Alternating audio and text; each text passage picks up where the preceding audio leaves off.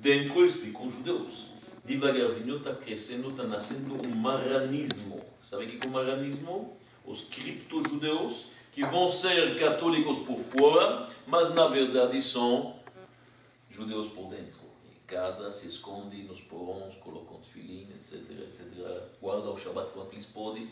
Mas a situação dos judeus está muito difícil. E isto vai culminar quando, vocês todos conhecem a história, Fernando de Aragão casa com Isabela de Castilha.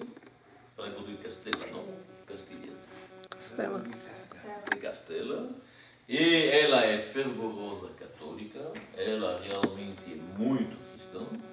Ela tinha prometido para o confessor dela que ela ia transformar a Espanha numa terra puramente católica, onde que não vai ter infiéis, nem muçulmanos, nem judeus.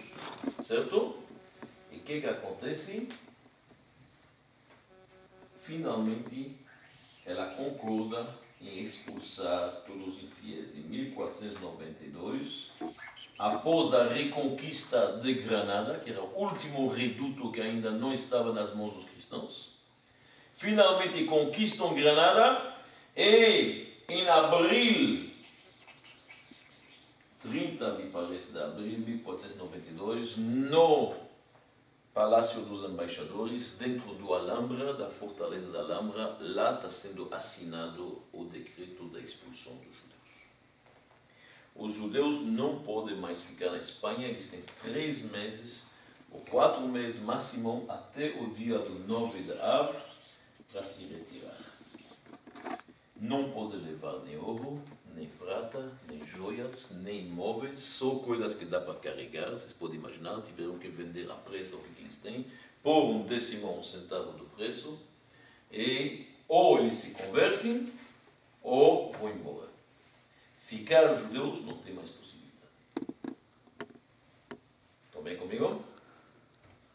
Antes disso, em 1481, já tinha sido autorizado o Tribunal da Inquisição a atuar na Espanha. Não vou entrar agora na Inquisição, nos outros da fé, queimaram os judeus, não é importante agora, neste momento, para a nossa aula, voltaremos outra vez, mas judeus são expulsos da Espanha. Naquela época, na Espanha, havia mais ou menos 300 mil judeus e mais ou menos 200 mil estão saindo. 100 mil para o Portugal, que eles pensavam que está melhor. Portugal tinha outro rei, era um reinado independente. E 100 mil estão pegando os navios e vão para a Itália, a Grécia, a Turquia, Salônica, Marrocos, Tunísia, África do Norte, que está mais perto, está certo? Estão saindo. Muitos, infelizmente, morreram nos navios, fome, epidemias, problemas graves. Não foi nada fácil, você pode imaginar. 200 mil pessoas saindo à pressa de um país. Foi uma loucura após ter ficado na Espanha mais de 1300 anos. Os judeus estão na Espanha desde o século I, pelo menos. Tem opiniões que dizem que já desde a época do rei Salomão. Mas desde o século I, com certeza, tem provas. E assim, todos expulsos. Os 100 mil que foram para Portugal, que pensavam que as coisas vão melhorar lá. O rei tinha aceito eles bem, mas no Portugal também vai acontecer uma coisa. O filho do rei de Portugal vai casar com a filha dos reis espanhóis, do Fernando e da Isabela. E a condição do casamento é transformar o Portugal também num país Judenrein. Judenrein significa sem judeus. Então ele promete que ele vai também expulsar todos os judeus. Depois que ele prometeu que vai expulsar os judeus, e garantiu aos judeus que eles vão ter navios para poder sair, e os judeus vieram todos para Lisboa para pegar os navios, de repente se tocou que ele está fazendo a maior besteira do mundo. Porque os judeus é um poder político, são pessoas que têm iniciativa, são pessoas que entendem as finanças, que podem trabalhar, são pessoas que realmente são uma força motora para o país. Ele se tocou para isso, ele mudou de opinião. Não pode sair, tirou os navios. E aqui fez uma coisa horrorosa, terrível e cruel, obrigou eles a todos a se batizar. Isto se chama, este episódio, o batismo em pé. Normalmente, quando alguém é batizado na igreja, ele está deitado, ou ele se mergulha no Rio Jordão, o que seja. Aqui pegaram os judeus, arrancaram-lhe pela barba, pelos cabelos e levaram-lhes para a pia do abismo, do batismo, e obrigaram a se batizar. Muitos escolheram morrer, muitas mães pegaram seus filhos e pularam do cais nas águas, falaram, nós não queremos isto, e outras coisas, cenas terríveis. E, de um dia para outro, no Portugal, não tem mais judeus oficiais também. Todos são cripto-judeus. E existe uma diferença muito grande entre os cripto-judeus, porque se chama novos cristãos, na Espanha e no Portugal. Porque na Espanha foi uma opção. São aqueles que não queriam sair, optaram por isso. No Portugal foram coagidos e obrigados. E eram pessoas religiosas, são aqueles que saíram da Espanha. Por isto, os cripto-judeus portugueses são até mais religiosas, mais identificados, mais fortes que aqueles que são espanhóis. Que talvez se assimilaram. De qualquer jeito, o que acontece? Por que estou contando tudo isso? Porque isso é uma introdução ao que vocês viram agora. Muitos judeus fugiram. E durante o século XV e XVI, já estamos no final, mas durante o século XVI, quer dizer, de 1500 a 1600, quando os judeus tinham a oportunidade de sair de Portugal, principalmente da Espanha, saíram. Onde que iam? Quando tinham a possibilidade de sair, eles iam principalmente, que era o mais fácil, para a França, tá certo? Para a Provence, para a Província. Iam para Bordeaux, para Nantes, para Rouen, tá certo? Essas cidades francesas. Se eles conseguiam, chegavam a Amsterdã. Mais tarde chegaram na Bélgica, na Antuérpia ou Hamburgo. E de repente temos comunidades de judeus portugueses que está nascendo na França, em Bordeaux. Temos comunidades que estão chegando, na verdade, em Rouen, em outros lugares. A maior comunidade dos judeus portugueses vai nascer numa cidade que se chama Amsterdã. Em Amsterdã, por que em Amsterdã? Quem pode me explicar por que em Amsterdã?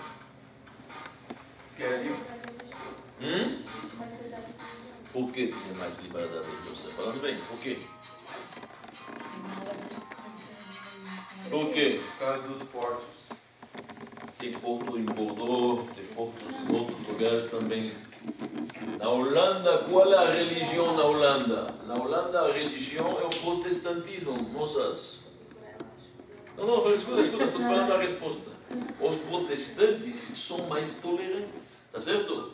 Os protestantes eram mais tolerantes que os católicos, por isso muitos estão chegando a Amsterdã, tem uma liberdade religiosa, pode professar a sua fé, é um novo país tolerante, dá oportunidades de trabalho, e de repente estamos com algumas centenas que vão virar milhares de judeus portugueses, principalmente, mas também espanhol, uma comunidade que podemos chamar luso-portuguesa, tá certo? Não luso-espanhola, para ser correto, luso-espanhola, e vai nascer em Amsterdã uma grande queila de judeus oriundos da Península Ibérica. Não começou 200, 300, 400, 500, de repente eles fazem uma sinagoga, uma segunda sinagoga, eles têm seus Chachamim, trazem seus Chachamim de Salônica, do Marrocos, eles têm trazendo seus sábios, rabinos, com seus costumes. Eles falam todos português perfeitamente. Sabem holandês, mas falam português entre si. São comerciantes bem aguçados, sabem trabalhar, e o país está feliz com eles, porque esses judeus vão investir também em grandes negócios. Por exemplo, a Companhia das Índias Ocidentais, que vai começar as descobertas de vários continentes, quem investiu muito dinheiro lá dentro? Os judeus holandeses.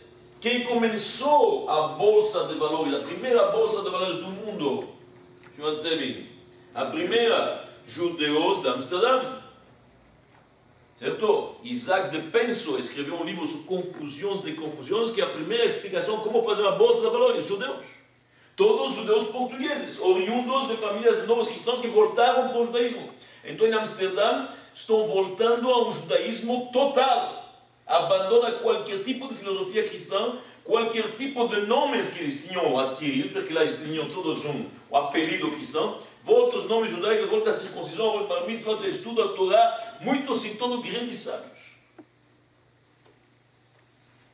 Até que em Amsterdã, num certo momento, tem tantos judeus portugueses que eles resolvem em 1639 juntar as três pequenas sinagogas, fazer uma grande sinagoga que se chama Talmud Torah.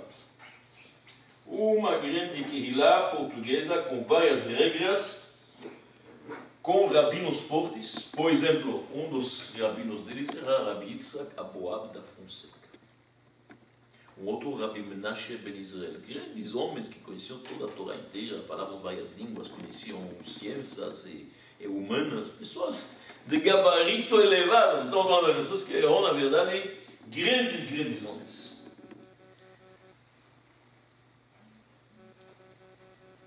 Muito bom. Até aqui está certo?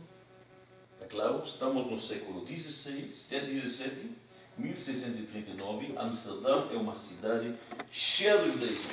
E naquela época, Amsterdã é chamada... Sabe como que ela é chamada? A Jerusalém da Europa.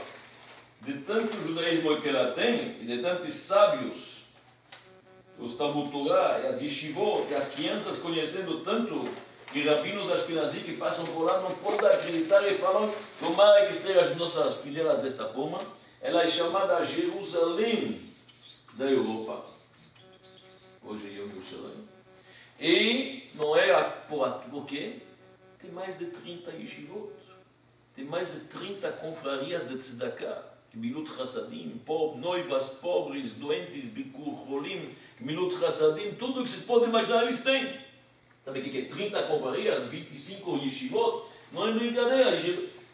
Amsterdã está fervendo do judaísmo, fortíssimos, com contato com o governo, muito forte, uma autonomia grande. E a vantagem é que Amsterdã, diferentemente das outras cidades da Europa, onde tinha judeus naquela época, os judeus eram confinados em guetos. Na Itália, tinha que morar em gueto. Na Polônia, com certeza, tinha bairros judaicos. E falavam entre si Yiddish. Aqui eles estão falando português, holandês, sabem francês, são grandes comerciantes, eles têm amigos de família ainda na Península Ibérica, tem na Inglaterra, tem em Hamburgo, então estão dirigindo os negócios. Agora vamos voltar para este continente.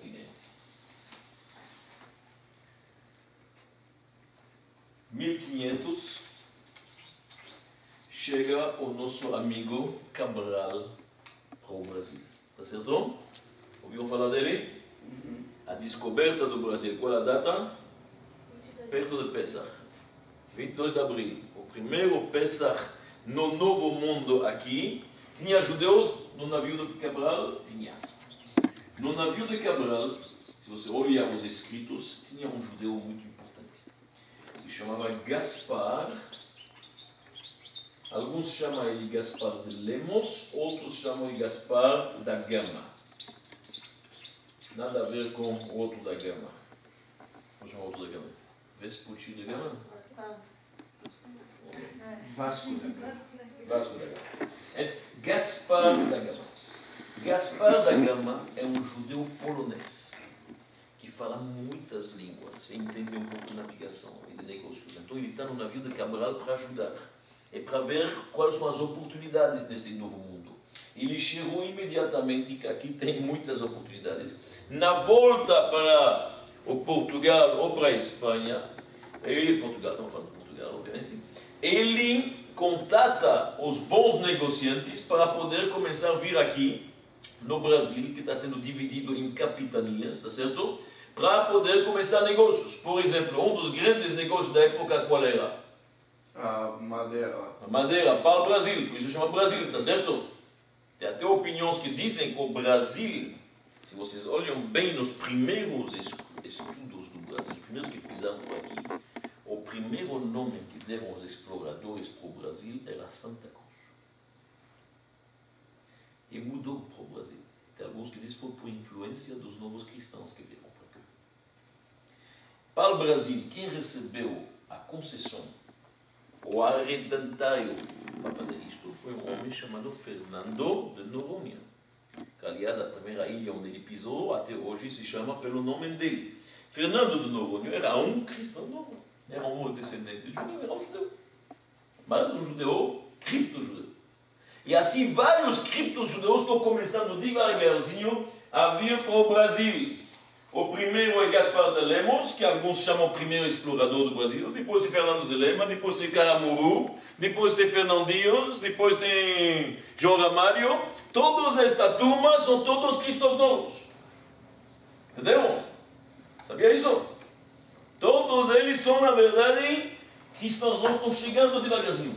E o norte, principalmente, tem muitos deles.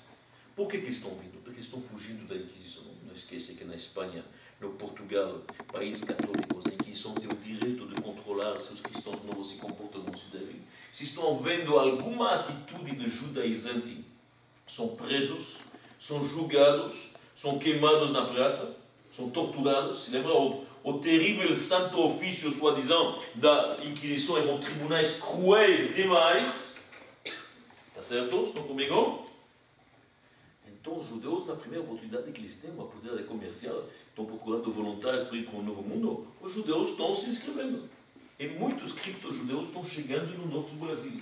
Porque tem mais 2 negócios no norte do Brasil que estão indo muito bem. Quais são os 2 negócios a mais fora o pau-brasil? Os engenhos de açúcar e o tabaco. Estes 2. Então, nos engenhos de açúcar, no norte do Brasil, nós veremos isto, se Deus quiser, em Recife, um dos grandes engenhos de açúcar estava em Camaragibe. Todos eles têm judeus. Tem sinagogas clandestinas. Porque ainda o Brasil está sob domínio dos portugueses, estou com medo. Mas, por exemplo, o dia de descanso do escravo qual é? É o sábado. Conseguiram fazer isto, o Shabbat. Se lê a Torá escondido nos engenhos de açúcar, tem judeus, cripto-judeus. Ainda não aparecem como judeus. São cripto-judeus, são marranos, são escondidos, mas vivem no norte do Brasil. Tem muitos. Em 1630 acontece uma grande novidade. O nordeste do Brasil é conquistado pelos holandeses. Estamos entrando no Brasil colonial. Estão se lembrando disso? Os holandeses vão ficar aqui por 24 anos, até 1654. Os portugueses perderam, estão indo embora. Pernambuco, e mais para cima, pertence agora à Holanda. Qual é a primeira coisa que os holandeses fazem? Liberdade de religião. Pode professar a sua fé, cada um, sem problema nenhum. Agora que tem liberdade de profissão, oportunidades comerciais, possibilidade de enriquecer, novo mundo, muitos judeus estão chegando de Amsterdã. Muitos judeus, navios e navios, estão começando a chegar de Amsterdã para Recife. 1636, já temos em Recife alguns milhares de judeus. Estou falando milhares. Alguns históricos dizem que chegou a 5.000. A maioria falará em 2 ou 3 mil judeus. Eles gozam de muita liberdade. Estamos embaixo do regime de Maurício de Nassau. Estou se lembrando dele? Então está indo muito bem. Recife está florescendo. Tem muito dinheiro. Tem navios, tem mercadorias, tem negócios com todo lugar. É um porto. E os novos cristãos que estavam escondidos até lá, os cripto-judeus que estavam nos engenhos de açúcar, estão começando a se manifestar. Vão na sinagoga. Tem tantos judeus que eles abrem uma sinagoga. A primeira sinagoga é aberta na casa do homem que se chama Duarte Saraiva. Mas isto é o nome, obviamente, cristão dele. O nome verdadeiro é Isaac Coronel. Coronel é um nome judaico. Coronel. Esta, na verdade, é a casa dele, na Rua dos Judeus, porque tem tantos judeus em Recife que nós temos uma Rua dos Judeus, nós temos uma praia dos judeus e nós temos um baluarte dos judeus. O que significa um baluarte? Nós temos na fortaleza, no forte, na praia, tem várias fortalezas. Não esqueci. Que cuidam da. Um deles se chama o Forte dos Judeus. Onde sabemos tudo que estou falando? Porque está em mapas, mapas da época, de 1630, 1640. Você pode ver esses mapas na Holanda, no Rio, no Museu Nacional, na Biblioteca Nacional. Tem lugares que está escrito Balearte dos Judeus. Aliás, tem uma foto aqui, para quem quer depois dar uma olhada, nós mostraremos isso aqui com mais ainda a nossa viagem, visível para todos. Então a presença dos judeus no país também, fora os indígenas, podemos também falar que a segunda ou cada terceira pessoa branca é um judeu. Os judeus conseguem que eles são isentos da guarda no Shabbat. Cada um tem que fazer uma guarda no Shabbat, eles não precisam. E eles vão crescendo. Eles têm já um Talmud Torá, eles têm um cemitério. Nós sabemos onde que estava o cemitério judaico em Recife. Tem um mapa, e sabe exatamente onde que era. Onde que hoje me parece está a fábrica da Parmalat. Então, judeus em Recife estão tendo uma Keilah muito forte. Como que eles chamam esta Keilah? Esta congregação se chama Tzur Israel. Por que Tzur Israel? A palavra Tzur Israel significa rocha de Israel, rochedo de Israel, que é um apelido do nome de Deus. Muitas vezes a gente chama Deus a rocha de Israel, é o rochedo, nossa força, o vigor. Mas também por que eles chamaram isso rocha de Israel? Porque Recife é um arrecife, tem muitas rochas. So, pelas rochas chamaram aqui lá rochedo de Israel. Entenderam bem? Pelo lugar geográfico, para poder ser, vamos dizer, uma expressão, um nome que tem a ver com o lugar. Este é o nome da primeira sinagoga. Esta primeira sinagoga não serve. Já tem judeus que estão morando na ilha de Maurícia. É do lado. Hoje a ilha de Maurícia, o bairro de Santo Antônio, já faz parte de Recife. Antigamente não fazia. Então construindo uma ponte. Quem vai construir esta ponte? Um judeu muito rico, também um novo cristão que passou por Jerusalém, chama Baltazar, cujo filho será rabino em Amsterdã mais tarde. É o gênero da Boa. Então somos portanto. A segunda sinagoga se chama Magen Avraham. Então nós temos em documentos queixas que os cristãos estão dizendo como? Os judeus em Recife têm duas sinagogas, nós temos em Olinda somente uma igreja. Como pode ser? Os judeus têm duas sinagogas e nós temos uma igreja. Tem outras queixas que o Talmud Torá, a escola dos judeus domingo que funcionava, faz muito barulho. Alguns estão se queixando, tem documentos disso. Vocês estão vendo que a vida judaica é muito forte em Recife. Estão comigo?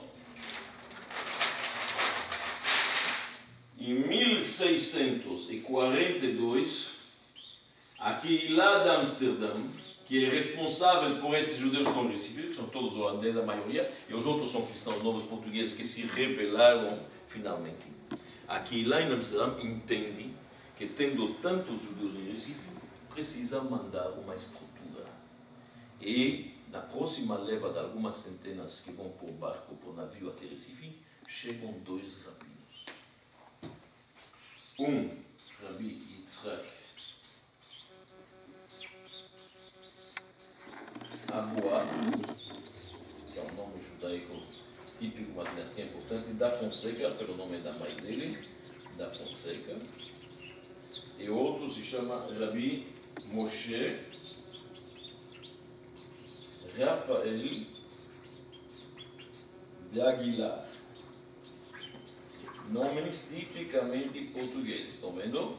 Dois grandes sábios. Rabi Yitzhak Aboa é o maior, é mais velho. Ele vai dirigir a sinagoga de Tzur Israel em Recife. E Rabi Moshe Rafael de Aguilar vai dirigir a sinagoga de Magen Avraham em Maurícia. Estão comigo? E junto com eles estão vindo Hazanim, professores, Shochatim. Nós temos o nome do Shochet, o Magaref que fazia o abate ritual. Tudo aquilo lá está montada. É uma Keilah fantástica. Em Recife temos uma comunidade judaica organizada, duas escolas, uma yeshiva que se chamava Etz Chaim, tem um hospital judaico, tem caixas e fundos de tzedakah que eles mandam para Israel, que mandam para Amsterdã. Tudo que vocês podem imaginar, professores, Hazanim, tudo funciona, mas aqui lá, maravilhoso. Aqui, não, no começo é muito rica, ela que manda dinheiro para Amsterdã, para Israel. Mas vai acontecer uma mudança, e esta mudança vai começar mais ou menos em 1646. Durante 9 anos, o que vai acontecer? 9 anos. Inquisição. Ainda não estamos lá. Depois de 9 A anos. guerra dos Guararapes. Conhecem? Os portugueses não estão nada felizes que o nordeste do Brasil está nas mãos dos holandeses. O Brasil colonial, como nós chamamos isso. Eles vão tentar fazer algo que se chama reconquista. Eles estão querendo reconquistar o nordeste do Brasil. Então estão cercando o Recife. Várias vezes com navio, um bloqueio, não permite chegar víveres, e comida, e outras coisas.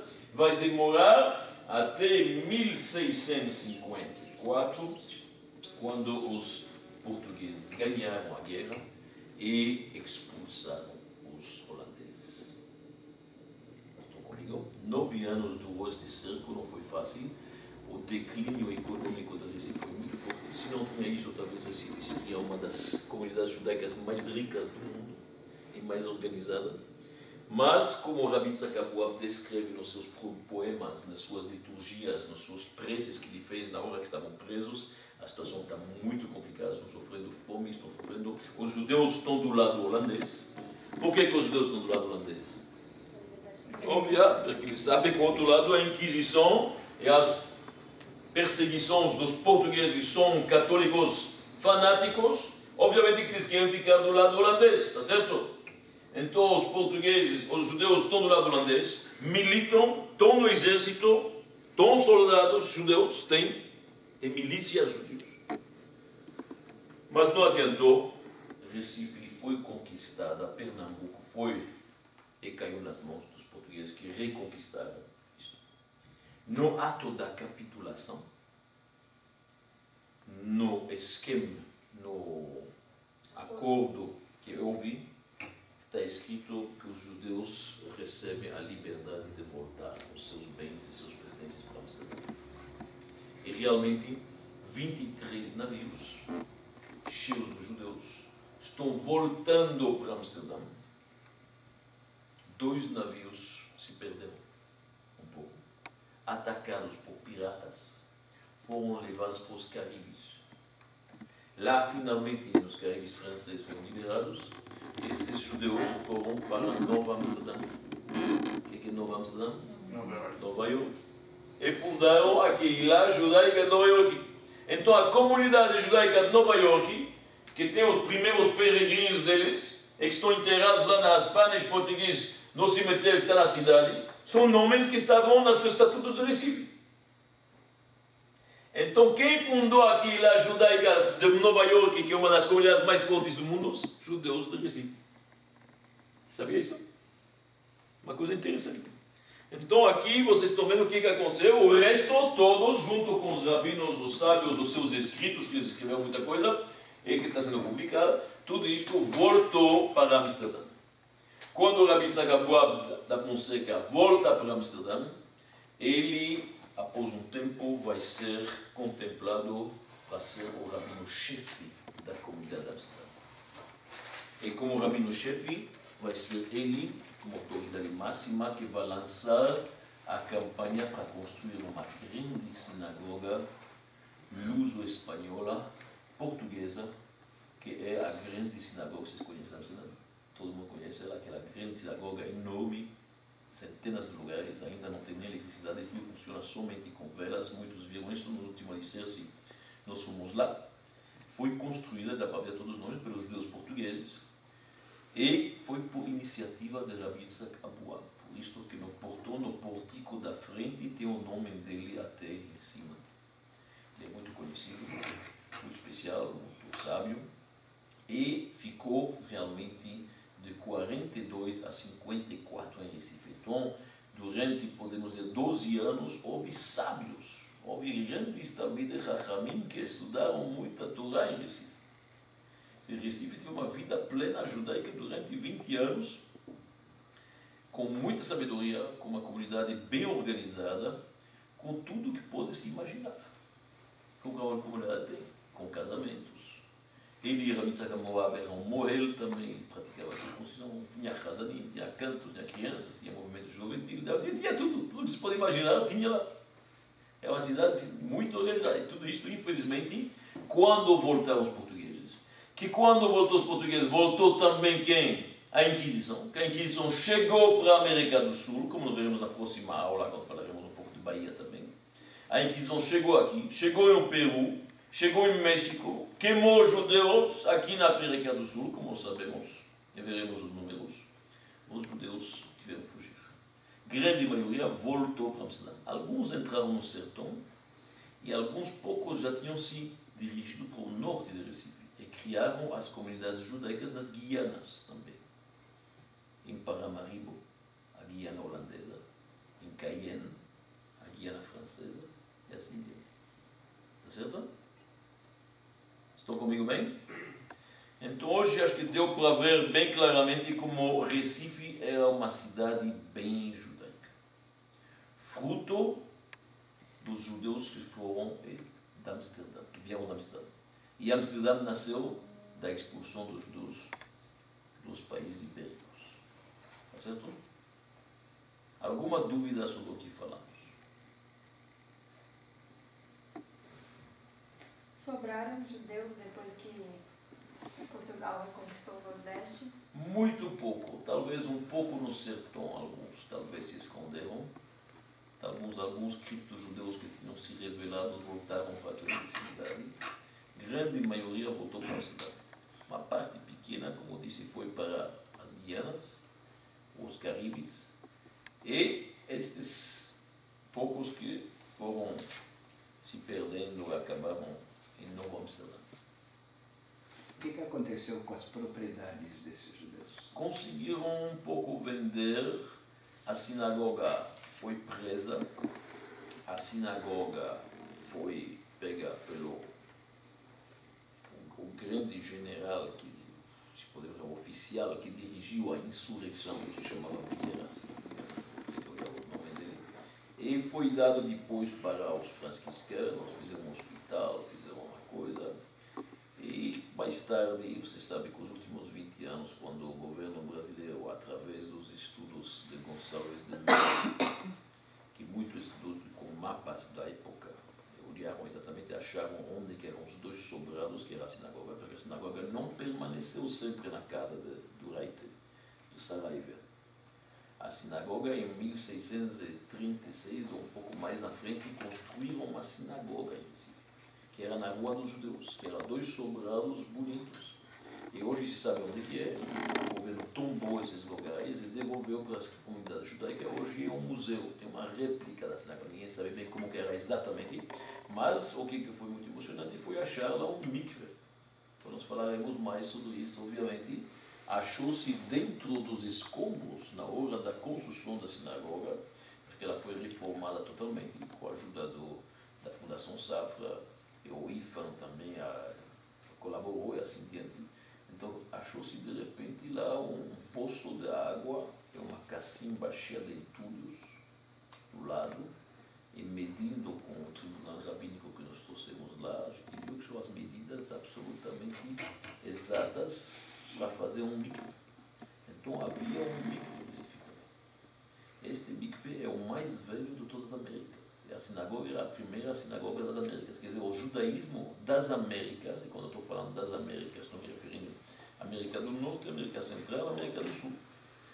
A primeira comunidade judaica, a primeira sinagoga das Américas foi em Recife. Ou seja, não existia nos Estados Unidos, antes da comunidade de Nova York, nenhum judeu? Nenhum judeu. Os primeiros judeus que chegaram nos Estados Unidos chegaram do Recife. Depois começaram a chegar outros, pouco a pouco, assim diante. Não foi tão fácil. O governador Peter Stuyvesant não estava tão contente disso. É claro? Então nós estamos vendo realmente a parte central de Recife, do judaísmo. Não é tão simples que a gente escolheu este lugar, porque a gente acha que realmente já teve muito judaísmo lá, e hoje está se descobrindo mais coisas devagarzinho. E hoje em dia a comunidade? Hoje a comunidade é pequena, ouviremos do Rabino, se Deus quiser, em loco, mas está pequena. É uma comunidade mais da Ashkenazim, que voltaram lá nos últimos 60, 70 anos, fugindo das guerras, está certo? E houve muita assimilação e muitos jovens saíram de Recife para morar no Rio e São Paulo. Então não tem muita comunidade, mas tem uma comunidade judaica, tem uma sinagoga, funciona todo dia, também tem. Pequena. Pequena. Olha a diferença. Está bem claro? Acho que uma primeira aula.